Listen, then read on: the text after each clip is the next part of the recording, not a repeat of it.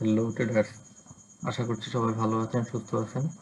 Market স্ট্রাকচারের যে পূর্বের যে বিষয়গুলা ওগুলা যেভাবে প্র্যাকটিস করতেছেন, যদি সেটা কন্টিনিউ রাখেন, আমি আশা করতেছি ইনশাল্লাহ আপনারা খুব তাড়াতাড়ি ভালো ট্রেডিং করতে পারবেন।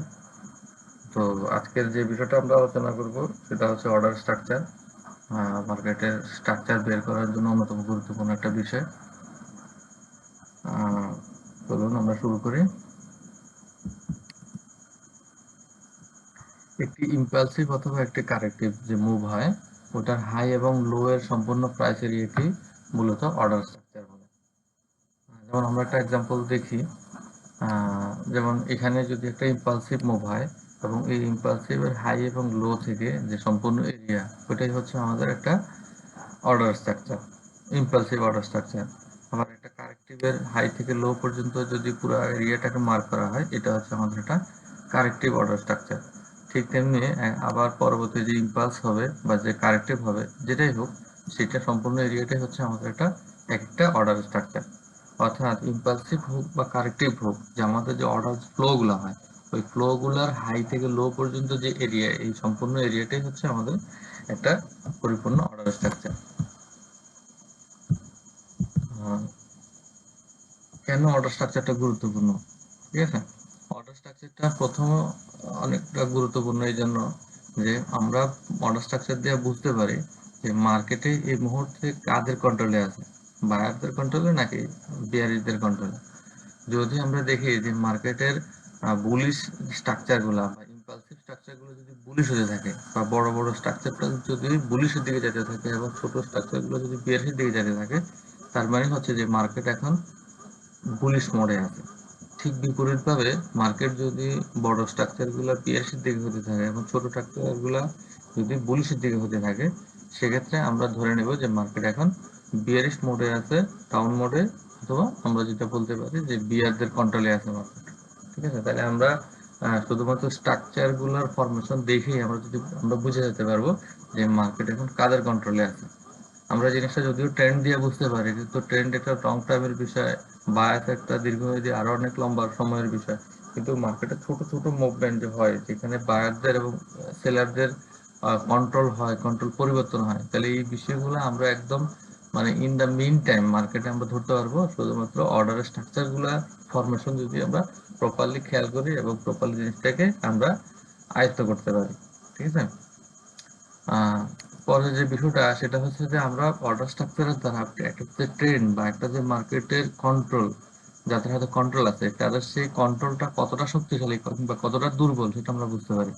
এবং এই জিনিসটা আমাদের এই জন্যই দরকার যে আমরা যদি বায়ার বা সেলারদের কন্ট্রোলের শক্তিটা যদি আমরা ধরতে পারি, তাহলে আমরা বুঝতে পারবো যে এই শক্তিটা কতক্ষণ তারা হোল্ড করতে পারবে, অথবা কখন তারা এই শক্তিটা মানে কমে যাবে, এবং তারা বিপরীত পার্টি যারা আছে বা বিপরীতে যারা আছে মার্কেটের, বায়ারদের বিপরীতে সেলাররা থাকে, সেলারদের বিপরীতে বায়াররা থাকে, তাহলে তারা কখন শক্তিশালী হচ্ছে বা হইতে পারে, যেটা আমরা প্রেডিক্ট করতে পারবো আগে থেকে। কিভাবে?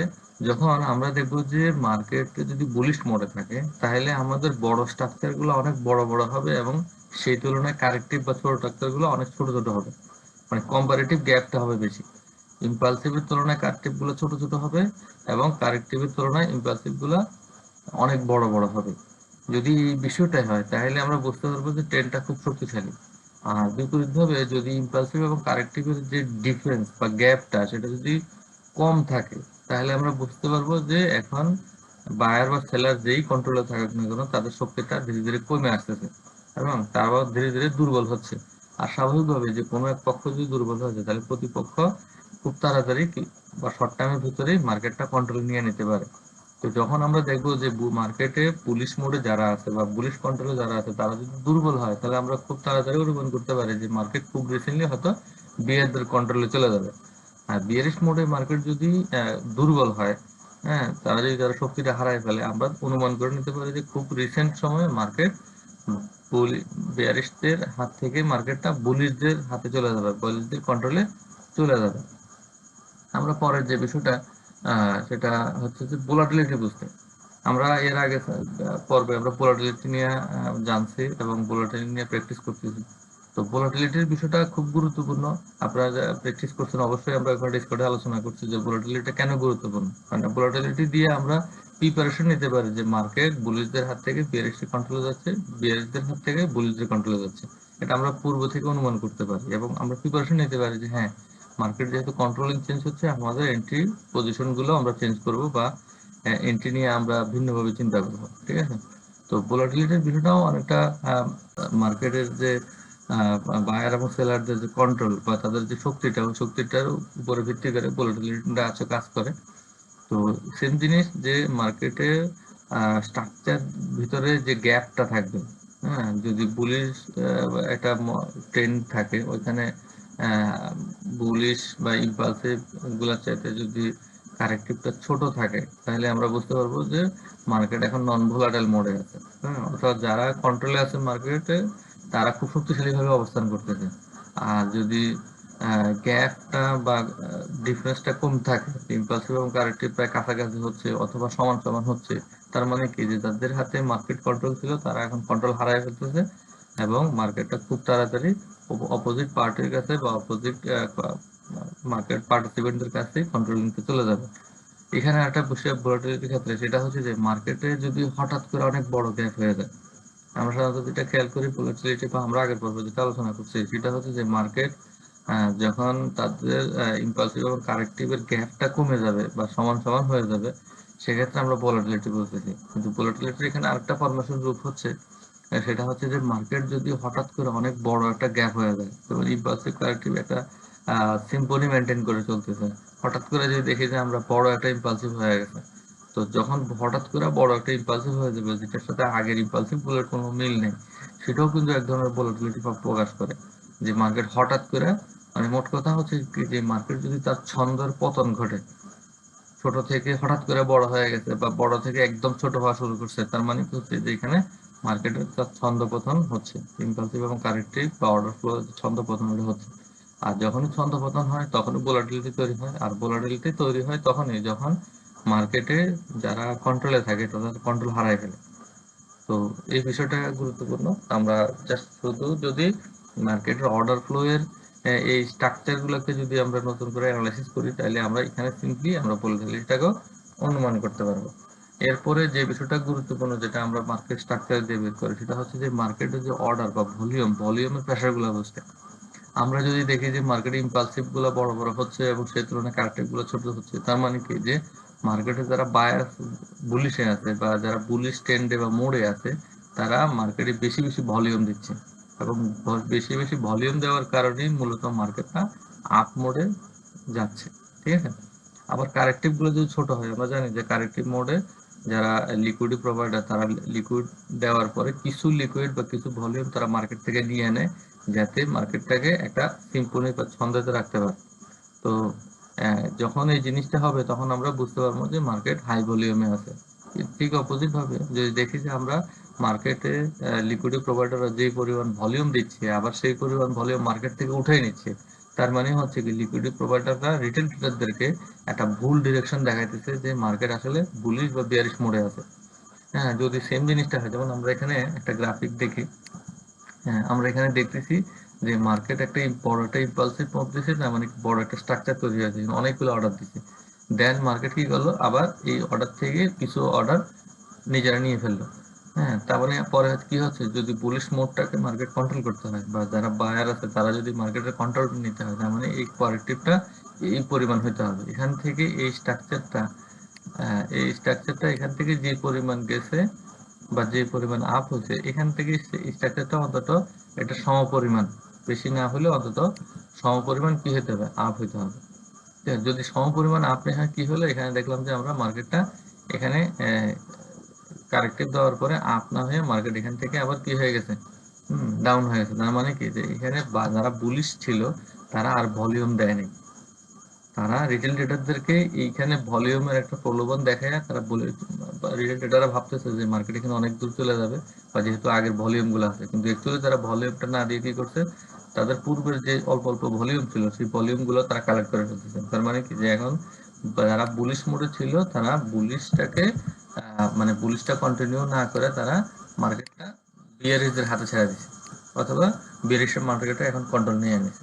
ঠিক আছে, তো আমরা এই অর্ডার স্ট্রাকচারকে মাইক্রো অ্যানালাইসিস করে বা ডিপ ইন ডেপথ অ্যানালাইসিস করে আমরা এটাও বুঝতে পারি যে মার্কেটে আসলে যারা লিকুইডিটি প্রোভাইডার থাকে তারা আসলে ভলিউম কোথায় দিচ্ছে, কতটুকু দিচ্ছে, এবং তাদের ভলিউমের প্রেশারটা কেমন। আমরা জানি যে যখন কোনো বিষয়ে মানুষের খুব বেশি ইন্টারেস্ট থাকে তখন সেই বিষয়টাকে মানুষ ডিপলি প্রেশার দেয়।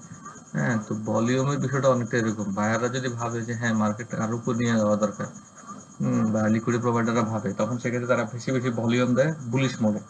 আর যখন তারা জিনিসটা আসলে করতে চায় না, যে না আমরা আর ভলিউম দিচ্ছি না, আমরা মার্কেটটাকে কন্ট্রোল ছেড়ে দেবো বিয়ারদের হাতে, অথবা যারা লিকুইডিটি প্রোভাইডার তারা নিজেরাই এখন বিয়ার হয়ে যাচ্ছে, তখন সেক্ষেত্রে কি করে, তারা বুলিশ ভলিউম না দিয়ে বিয়ারিশ দিকে ভলিউম দেওয়া শুরু করে। এবং এই ভলিউমের প্রেশারটা যদি আমরা প্রপারলি ধরতে পারি, তাহলে আমরা আগে থেকে অনুমান করতে পারবো যে না মার্কেটটা এখন কি বুলদের কন্ট্রোলেই থাকবে, নাকি খুব রিসেন্ট তারা বিয়ারদের হাতে ছেড়ে দিবে মার্কেটটা। তো এটা দিয়ে আমরা এই জিনিসটাকে প্রপারলি মার্ক করতে পারি। দেন যেটা হচ্ছে ট্রেন্ডের পরিবর্তন। হ্যাঁ, মার্কেট একটা ট্রেন্ড বুলিশ হোক বা বিয়ারিশ হোক, সেটা কিন্তু লং টার্ম টিকে না। দেখা গেছে যে একটা বায়াস যদি বুলিশ হয়, সেই বায়াস বুলিশ বায়াসও মার্কেট কি করে, কখনো কখনো বিয়ারিশ ট্রেন্ড তৈরি করে, কখনো বুলিশ ট্রেন্ড তৈরি করে। তাহলে এই ট্রেন্ডের যে বিষয়টা, সেটা মাত্র শুধুমাত্র আমরা ইন্ডিকেটর দিয়ে কখনো প্রপারলি বুঝতে পারবো না। তো ইন্ডিকেটরের পাশাপাশি আমাদেরকে মার্কেটের যে ইনডেপথের যে বিষয়গুলো, উইদাউট ইন্ডিকেটর যে ইনডেপথের বিষয়গুলো, আমরা যদি সেগুলোকে প্রপারলি খেয়াল রাখি এবং প্রপারলি নজর রাখতে পারি, দেন আমরা বুঝতে পারবো যে মার্কেটে ইন্টারনালি কি হচ্ছে, এবং যেটাকে বলা হচ্ছে প্রেডিক্ট করা, মার্কেটের যে ফিউচারটাকে অনুমান করা। তো এই ফিউচারটাকে আমরা প্রপারলি তখন অনুমান করতে হবে। যে শুধু ইন্ডিকেটর আমাদেরকে সিগন্যাল দিবে, হ্যাঁ, আসলে ব্যাপারটা হচ্ছে কি, ইন্ডিকেটরগুলো লেগিং অলওয়েজ, যত পৃথিবীর যত ইন্ডিকেটর আছে এখন পর্যন্ত প্রত্যেকটা ইন্ডিকেটর লেগিং। ঘটনা ঘটে যাওয়ার পরে সে শুধু আমাদেরকে মেসেজ দেয় যে হ্যাঁ এই ঘটনাটা ঘটছে, কখনো ঘটনা ঘটার আগে আমরা প্রেডিক্ট করতে পারবো না। তো সেক্ষেত্রে আমরা ইন্ডিকেটর আমরা ইউজ করতে পারি, অবশ্যই ইন্ডিকেটর আমরা ইউজ করবো, বিভিন্ন প্রয়োজনীয় কাজে ইউজ করতে পারি।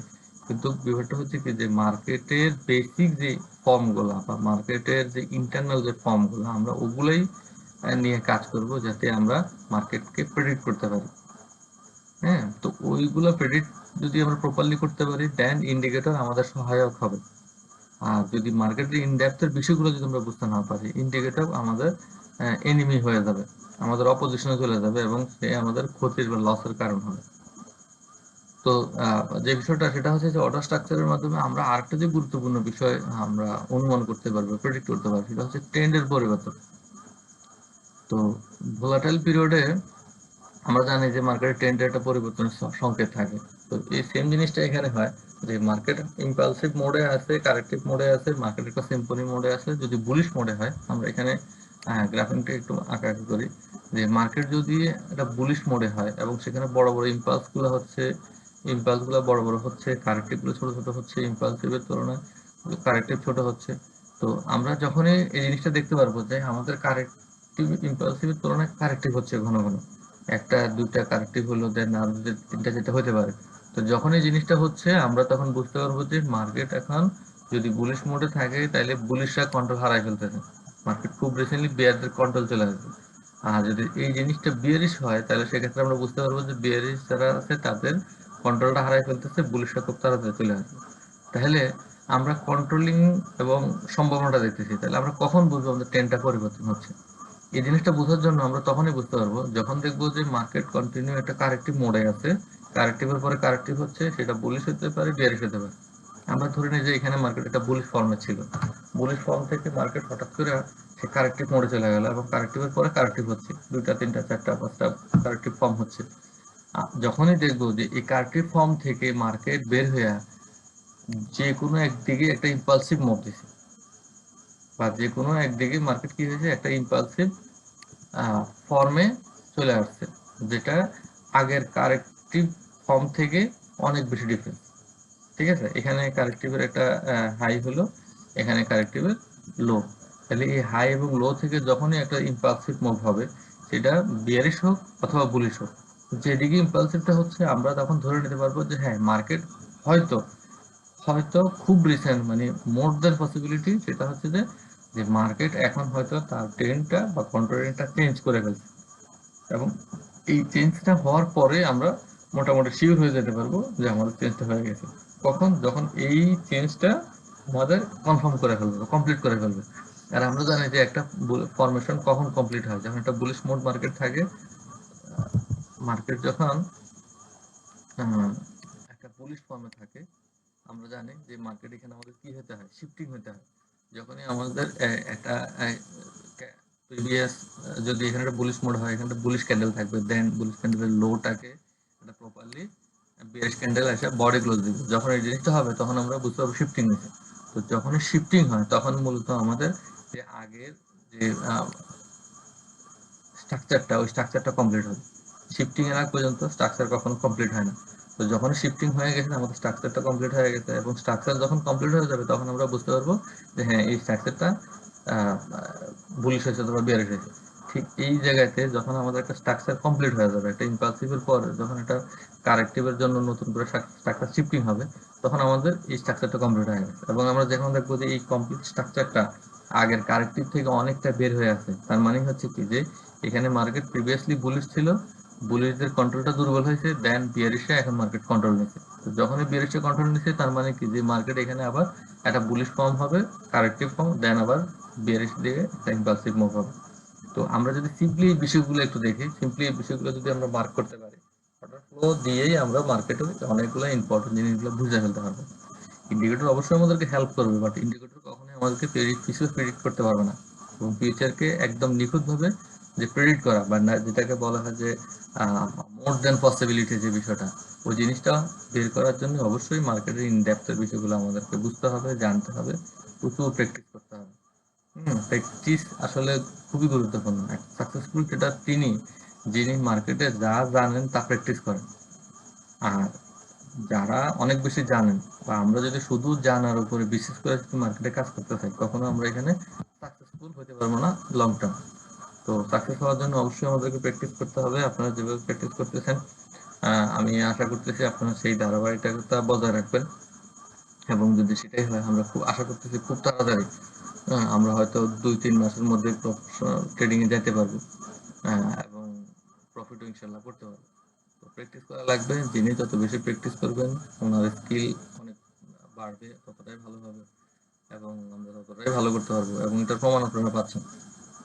যারা প্র্যাকটিস করতেছেন, আমি যে বিষয়গুলো বলতেছি এগুলো হয়তো আজকে স্ট্রাকচারের বিষয়টা আজকে আলোচনা করতেছি, কিন্তু আপনারা যারা প্র্যাকটিস করতেছেন, আপনারা এই এর আগেই বিষয়টা অনুমান করতে পারছেন যে স্ট্রাকচার বলতে একটা কিছু হইতে পারে, বা মার্কেটের যে এই যে অর্ডার ফ্লো গুলা দিয়ে যে আসলে কিছু একটা হওয়া যায়, বা এখানে যে হাই এর লো এর যে একটা ব্যাপার আছে। হ্যাঁ, আমি জানি যে আপনারা এটা অনেক আগে অনুমান করে ফেলতে পারছেন, বা কিছুটা আপনারা ক্যাচ করে ফেলতে পারছেন। যদিও আমি আলোচনাটা আজকেই করতেছি। তো এইটাই হচ্ছে প্র্যাকটিসের ফলাফল। যত ভালো প্র্যাকটিস করবেন, আপনি অনেক কিছুই অ্যাডভান্স প্রেডিক্ট করে ফেলতে পারবেন। এবং এজ এ ট্রেডার হিসেবে আমাদের কাজটা এইটা। আমরা সাকসেসফুল ট্রেডারকে, যিনি মার্কেটে ফিউচার মুভমেন্টকে অ্যাডভান্স প্রেডিক্ট করতে পারেন। তো সুতরাং ওইটাই যেহেতু কাজ, তার মানে এটা কিভাবে বের হচ্ছে, আপনারা আজকে এই যে স্ট্রাকচারের বিষয়টা আপনারা অ্যাডভান্স প্রেডিক্ট করছেন, কিসের বা কিসেবে প্রেডিক্ট করতে পারছেন, সেটা হচ্ছে প্র্যাকটিসের মাধ্যমে। যিনি প্র্যাকটিস করছেন সবচেয়ে ভালো, উনি জিনিসটা আগে প্রেডিক্ট করতে পারছেন। তো যিনি প্র্যাকটিসের মাধ্যমে আজকের যে স্ট্রাকচারের একটা বিষয় থাকতে পারে, এই জিনিসটা প্রেডিক্ট করতে পারছেন, তার মানে উনি যখন লাইভ মার্কেটে যাবেন, উনি কিন্তু ফিউচার প্রেডিক্ট করতে পারবে যে মার্কেটের নেক্সট মুভ কোন দিকে হতে পারে।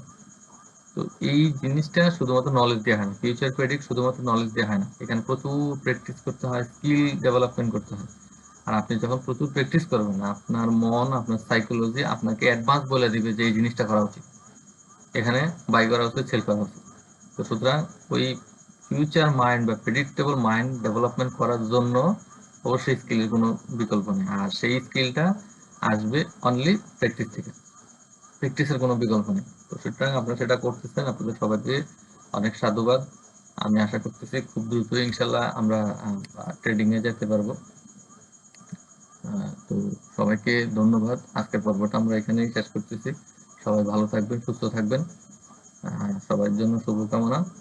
আল্লাহ হাফেজ।